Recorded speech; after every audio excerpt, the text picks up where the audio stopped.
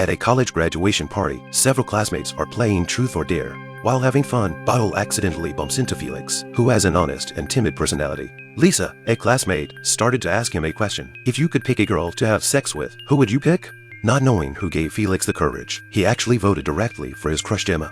This drew the ire of Gemma's boyfriend, Paul, who humiliated Felix in front of his classmates and punched him in the face. That was the end of the party. A few months later, Lisa's boyfriend Chris, Gemma, Paul and Lucas all receive an invitation to Felix's birthday. They drove to an estate. I didn't realize Felix was a low-key rich kid, but strangely, no one lives in such a big manor. While this is happening, an old man appears and tells them that Felix should be in a cabin in the woods. However, when they get there, they don't see Felix, only his brother Justin. Justin apologized and told the group that Felix couldn't make it today because of a temporary commitment.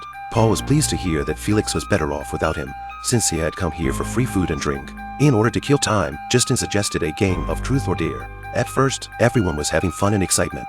When it was Justin's turn, he pulled out a postcard that said Truth or Dare. He explained that his brother had hanged himself in the cabin after receiving this anonymous threatening letter.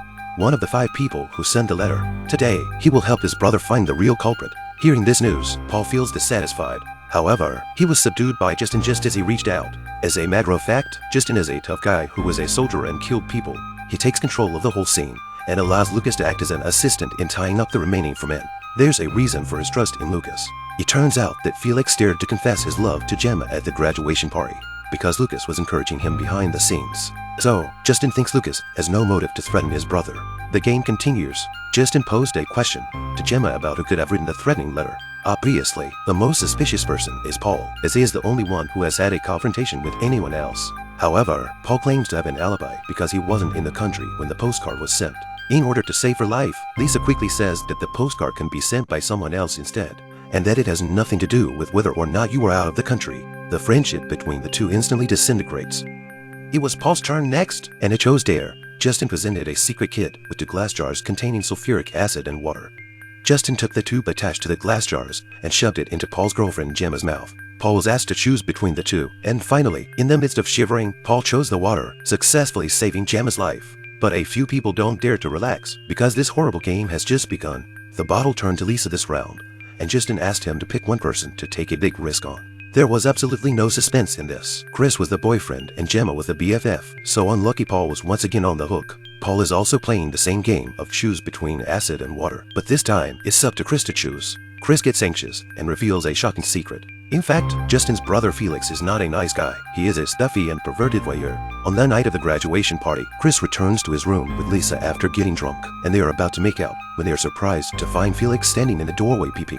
Chris is furious and curses at Felix before he leaves. However, Chris doesn't realize that he's only getting himself into more trouble by badmouthing his brother in front of him. Pressed by Justin, Chris makes a choice. Paul, on the other hand, is not as lucky as Gemma, who unfortunately chooses acid and ends up dead.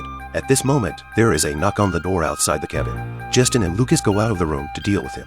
Inside the room, Gemma takes the opportunity to get a tool and cut the tape on her hands. She plans to take Lisa and Chris with her, but time is running out, so she has to run away alone and go to the police first. Unexpectedly, Justin puts down his classmate and hands Lucas the gun, so he can take care of the classmate himself. Lucas takes the gun, which is a good opportunity to kill Justin back, and he ends up actually pulling the trigger and killing his classmate. Justin returns to the cabin and realizes that Gemma has escaped and immediately chases after her to find her. This is another perfect opportunity to save the day, but Lucas has no such plans. It turns out that the threatening letter was written by none other than Lucas. At the party, he found out that the useless Felix was actually the invisible rich 2nd generation and became jealous, intending to blackmail Felix for a sum of money. Little did he realize that a letter would kill Felix. At this time, Lisa also broke free from the tape and pushed Lucas with force to accidentally hit the nail rig and died. On the other side, Gemma has arrived at the manor, and she tries to go inside to find a phone to call the police. To his surprise, he finds Felix on a ventilator. That's right, he's not dead. It turns out Felix was halfway to committing suicide and was saved by his brother. But he was also deprived of oxygen to his brain for too long and ended up paralyzed, with only his eyes and one finger to move. After Felix learns what happened to Gemma, he doesn't want his brother to do that and signals her with his eyes to call the police. But before he could get to the phone, his brother Justin was already looking for him. He dodged Gemma's attack and killed her in front of his brother. Then he takes his brother back to the cabin in the woods. Lisa picked up the gun on the ground and shot Justin in the shoulder, then threw acid in Justin's face. True to form, the prettier the woman, the more dangerous she is, and after successfully tying Justin to a post, she let her boyfriend Chris go out first. She herself then played truth or dare with Justin and Felix. At this point, the truth is finally revealed, as Lisa pulls out her cell phone and plays a video. The video was recorded on the day of the graduation party, when Chris was drunk and lost consciousness. Lisa then decides to tease Felix a bit by engaging in some indescribable behavior in front of Chris and filming it. However, right in the middle of the process, Chris suddenly woke up. He was in a half-drunken state and mistook Felix for spying on them. A few months later, Lisa's dad's company went out of business, so she used the videos to blackmail Felix. The person the younger brother fears the most is actually his older brother. With a weak character, he doesn't want to bring shame to the family, so he chooses to commit suicide the day before his brother's return. At the end of the movie, Lisa leaves the cabin after handing Felix a grenade. The younger brother looks at his brother with tears in his eyes. With that, Felix and Justin died. Some people don't even let their friends go out of selfishness, while others, because they are born in the aristocracy, cannot accept their imperfections and end up committing crimes. Being too obsessed with certain things can lead to tragedy.